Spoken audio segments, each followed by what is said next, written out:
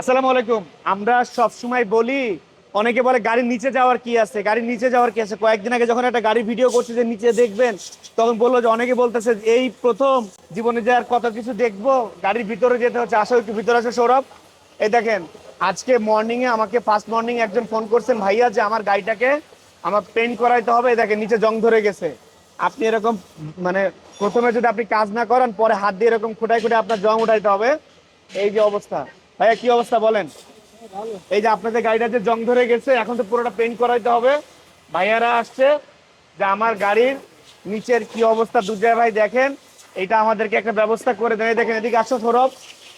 সময় থাকতে যদি আপনারা যদি আগের থেকে যদি এই ধরনের সমাধানগুলো করতেন, তাহলে আজকে এসে কিন্তু আপনার এই বডিগুলো আল্লাহ পচে গেছে পুরো একদম। এই দেখো, উঠে উঠে যাইতেছে, দেখছো? উঠে উঠে যাইতেছে। তো কি বলবো আসলে, মানে আপনাদেরকে আমরা সবসময় সচেতন করি যে যে কোনো গাড়ির আপনারা শুধুমাত্র উপরে চকচকা থাকলে হবে না, ভিতরে ঝকঝকা থাকলে হবে না। গাড়ির নিচের যত্ন নিতে হবে, তলারও যত্ন নিতে হবে।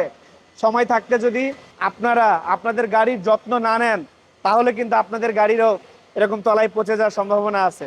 ভালো থাকবেন সবাই। গাড়ি বাজার workshop, A to Z solution, Dhaka ECB চত্বর। ইসিবি চত্বর থেকে মিরপুর ডিওএসএস এর দিকে যেতে হাতে বামে সুমাত্রা পেট্রোল পাম্পের আগে হচ্ছে আমাদের গাড়ি বাজার ওয়ার্কশপ। সপ্তাহে 7 দিন খোলা, সকাল 9টা থেকে রাত 8টা পর্যন্ত। যে কোনো সময় আপনারা চলে আসতে পারেন। ভালো থাকবেন সবাই। আসসালামু আলাইকুম।